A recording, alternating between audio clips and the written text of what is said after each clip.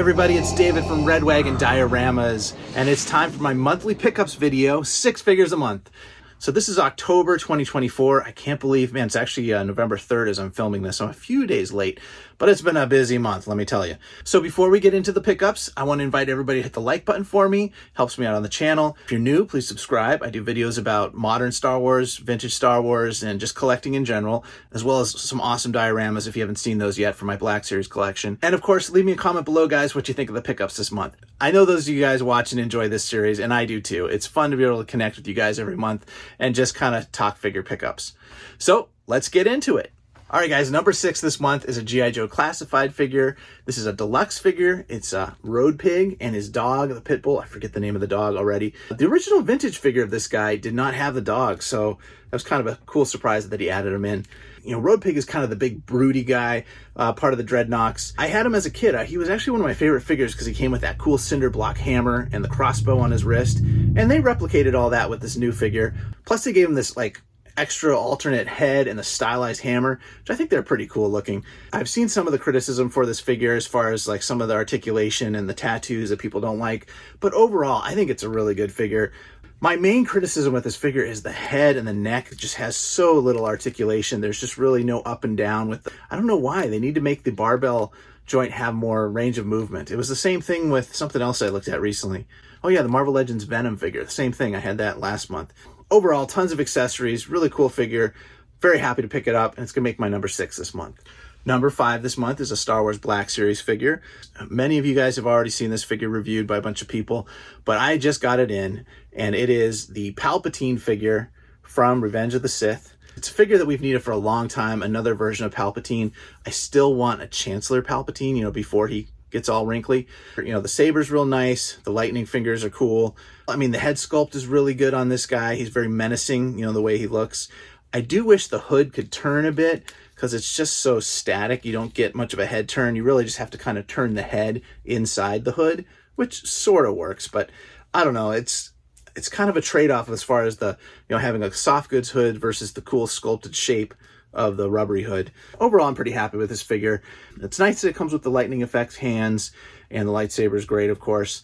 Now we just need a Chancellor Palpatine, you know, in his, whatever, royal robes. So that's my number 5 this month, Darth Sidious from Revenge of the Sith.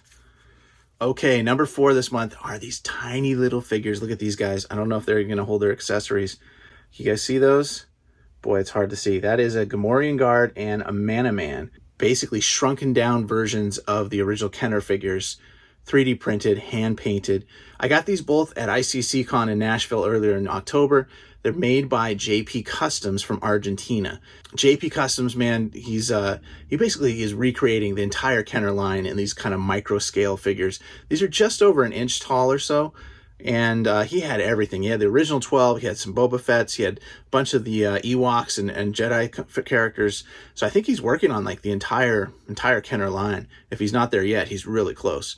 He had carded versions for sale too. And I wish I could have bought more, but you know, budget was limited. So I'm going to put these on my shelf with my Kenner guys behind me and just kind of for size comparison, have them up there on Jabba's Palace. They're kind of fun little guys to have. You can order these guys directly from him. I think Instagram is probably the best way to reach out to him.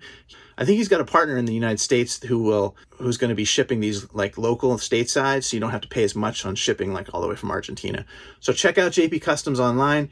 Really cool figures if you're into the Kenner stuff. Okay, number 3 this month is a Gentle Giant Jumbo figure. I got one more, guys. Keep adding to the collection slowly. I've got the Hoth Rebel Soldier here. My collection is pretty far along right now with these Jumbos, guys, honestly. You can see them all there on the wall behind me. And there's only, I don't know, maybe a couple dozen left that I don't have. And this was one of them. And he showed up this month on Mercari. Someone was selling him. So I used my Mercari balance, actually was able to get this guy with for free with what the credit I had on my account. So that is one more Gentle Giant Jumbo figure to add to my collection.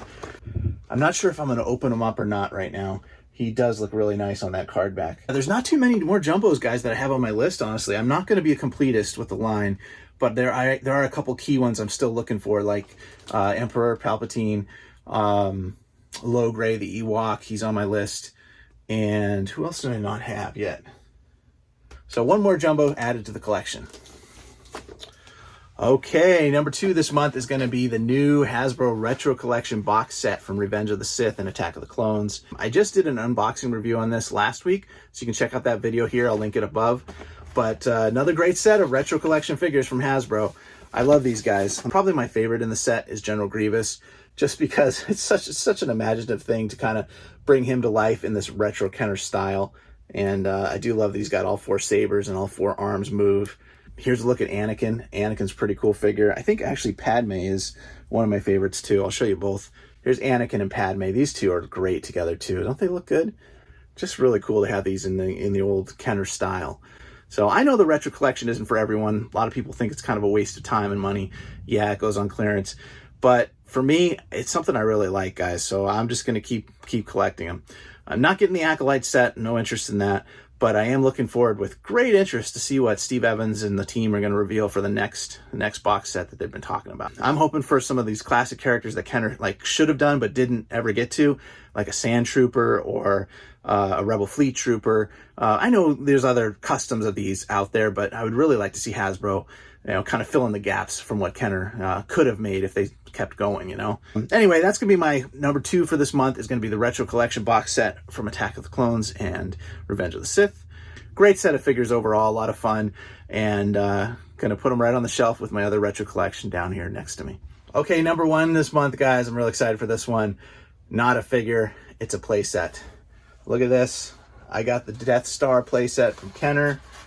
This was a Facebook Marketplace find that I picked up last week.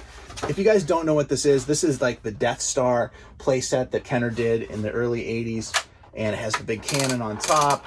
It's got the retractable bridge for Luke and Leia to swing across, and then it's got control panels down here, and then a trap door which drops into the trash compactor. What was great about this pickup was the price. I got it for 75 bucks. Even being incomplete, that's a pretty good price.